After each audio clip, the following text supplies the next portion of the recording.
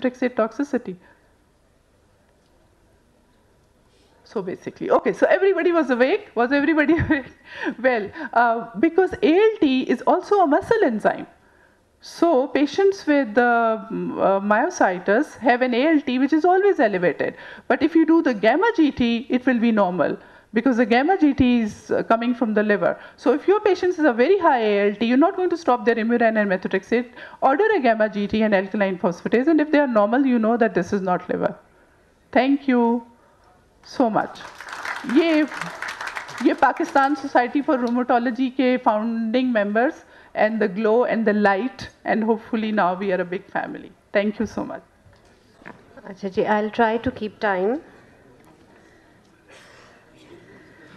Gout is probably one of the oldest rheumatic illnesses that we know about, and we should be knowing everything about it by now.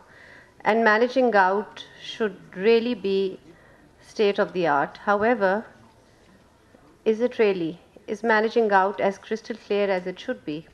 And we'll see that it is not.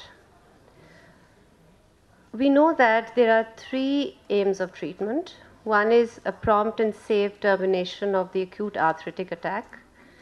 Second, prevention of recurrence of these attacks. Thirdly, prevention and reversal of crystal deposition, whether it be in joints, urinary tract, renal interstitium, or the parenchymal organs manifesting as tophi. We know that once an acute attack resolves, the patient enters an intercritical or between attacks period.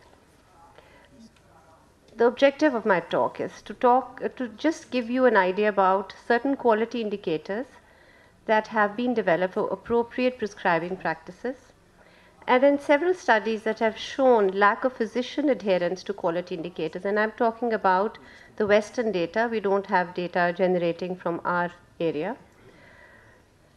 There is data to show inadequate patient compliance with treatment. And then we go on to how can we improve these. There are certain guidelines. I'll talk about EULAR guidelines and some emerging therapies.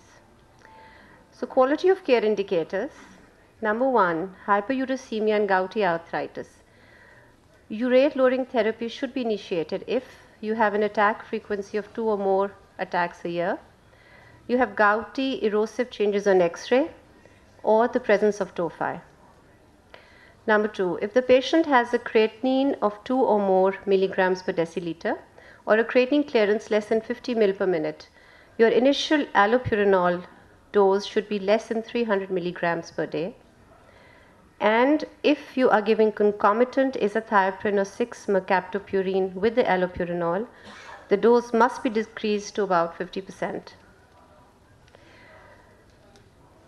Unless you have a patient with peptic ulcer renal insufficiency, when you are initiating urate lowering therapy, interfacious gout, you must give concomitant NSAIDs with this therapy, and in gouty arthritis, concomitant NSAIDs, ACTH, glucocorticoids or colchicine can be given.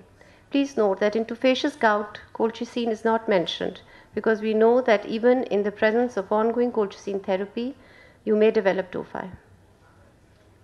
When you're on a xanthine oxidase inhibitor like allopurinol, you must check serum urate at least once during the first 6 months.